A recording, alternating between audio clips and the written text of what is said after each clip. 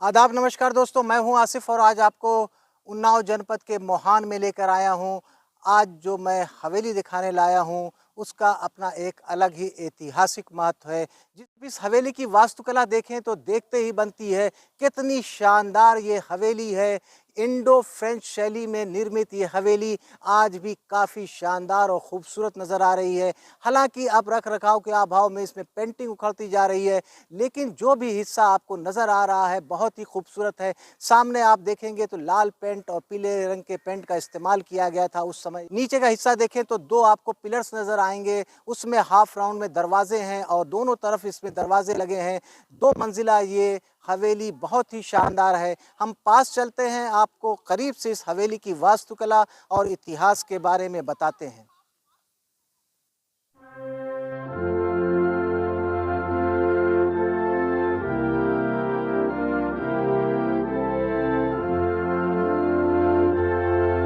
चबूतरे पे जाना चाहा तो, लेकिन यहाँ पर जो सीढ़ी नज़र आ रही है ये आज के वक्त की बनी है, ये उस समय की नहीं है। इस हवेली का निर्माण भी लगभग 200 साल पुराना है। अगर हम यहाँ पर आ गए, देखिए ये हवेली का चबूतरा है। अब सामने हम आपको इसका मुख्य द्वार दिखा रहे हैं। मुख्य द्वार हालांकि बंद है, लेकिन आज भी देखिए कितना मजबूत है। साखू की लकड़ियों का इस्तेमाल किया गया था। ये कितना मजबूत है इसकी आप कल्पना कर सकते हैं उस समय की तकनीक का। और ये हवेली भी लखौरी ईंट और चूनों के इस्तेमाल से बनाई गई थी। जहाँ पर प्लास्टर उखड़ गया है वो हिस्सा मैं आपको दिखाना चाहूँगा।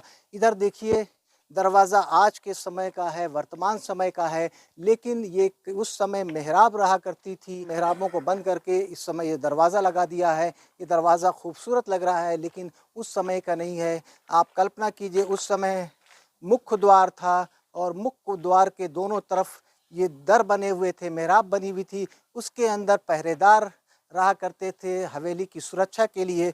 ऐसा ही दृश्य आपको ऊपर का नज़र आएगा। यहाँ पर भी सुरक्षा कर्मी उस समय बैठते थे।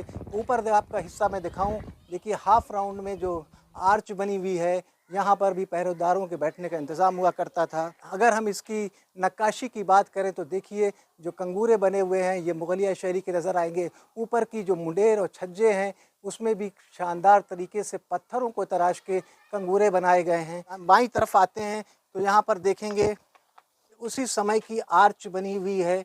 देखिए यहाँ पर ईंटों को तराश के कितनी खूबसूरती से इस पर जो है कंगूरे बनाए गए हैं, आप देख सकते हैं। नीचे पत्थर का इस्तेमाल किया गया है। यहाँ पर भी संतरियों के बैठने का इंतज़ाम हुआ करता था, क्योंकि उस समय सुरक्षा का महत्व हुआ करता था। सुरक्षा के लिए जगह जगह पे किसी भी महल को सुरक्षित रखने के लिए पहरेदार और उनके कारिंदों की नियुक्ति की जाती थी। यहाँ पर भी देखें वही आपको दृश्य नज़र आएगा। अगर आप यहाँ पर देखें इसकी नक्काशी और बनावट तो देखिए ईंटों को तराश के कितने सलीके से इसको बनाया गया है। त्रिभुज के आकार में ऐसा ही आपको नीचे नज़र आएगा। यहाँ पर ये गोल राउंड है कि यहाँ पर ईंटों को तराश के बनाया गया है। दूसरे हिस्से में चलते हैं, देखने की कोशिश करते हैं कि और क्या है यहाँ पर। उससे पहले हम दूसरे हिस्से में जाएं तो आपको ऊपर का दृश्य दिखाना चाहेंगे।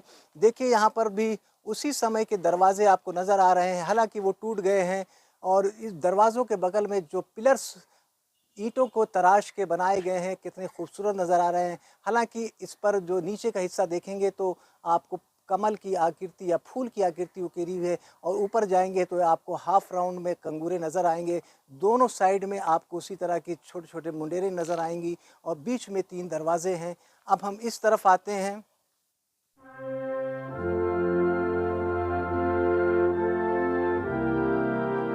यहाँ पर भी आपको उसी तरह की वास्तुकला नज़र आएगी।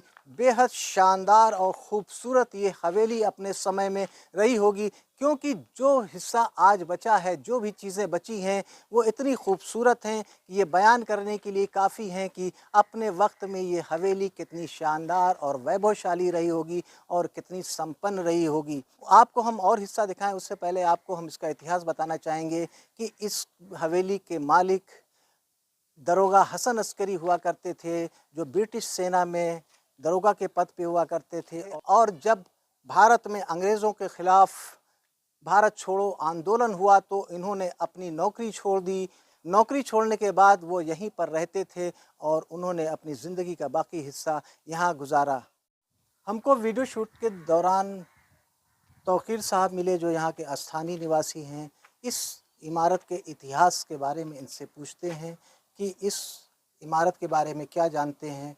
आप हमारे दर्शकों को बताइए। ये हसन असगरी साहब की बिल्डिंग है, दरोगा जी हैं और इनके जो हैं दो भाई हैं, एक बहन है।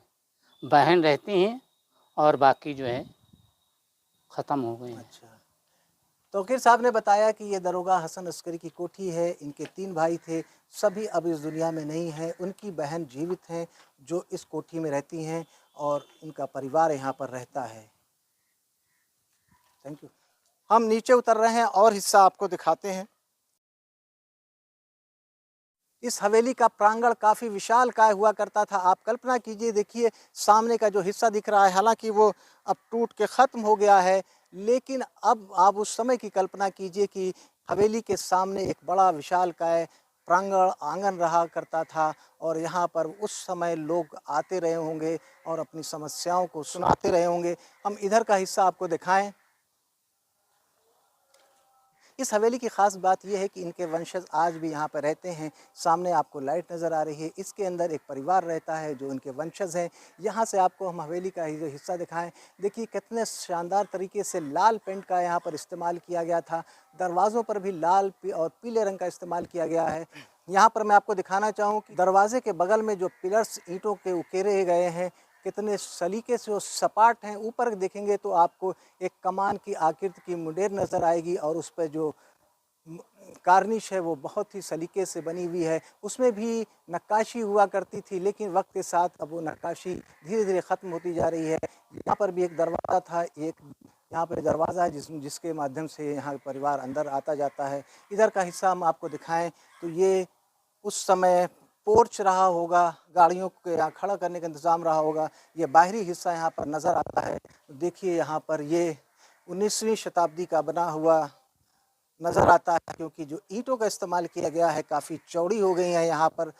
जी, इसका निर्माण बाद में हुआ था, लेकिन ये सब निर्माण आज़ादी से पहले का है।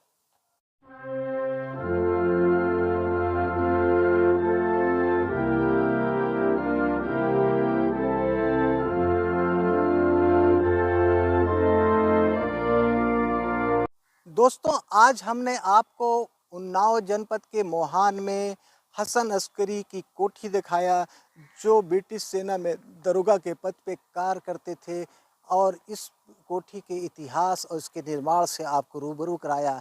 आज भी ये कोठी बहुत ही आलीशान और भव्य नज़र आती है। अपने समय में काफ़ी खूबसूरत ये कोठियों में से गिनी जाती थी।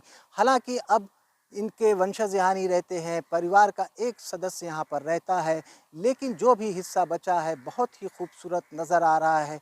उम्मीद है कि आपको हमारी ये वीडियो और जानकारी पसंद आई होगी। अगर आपको हमारी जानकारी और वीडियो पसंद आए तो आप हमारे चैनल हिस्टोरिक आसिफ को लाइक कीजिए, सब्सक्राइब कीजिए, और हाँ, अगर आपके इलाके में कोई इस तरह के ऐतिहासिक स्थान मौजूद हैं तो हमको कमेंट्स करके ज़रूर बताइए। हम वहाँ पर आकर उसकी वीडियो बनाएंगे। इजाज़त दीजिए, फिर मिलते हैं किसी नए स्थान पर कुछ नई चीज़ों के साथ। तब तक के लिए जय हिंद, जय भारत।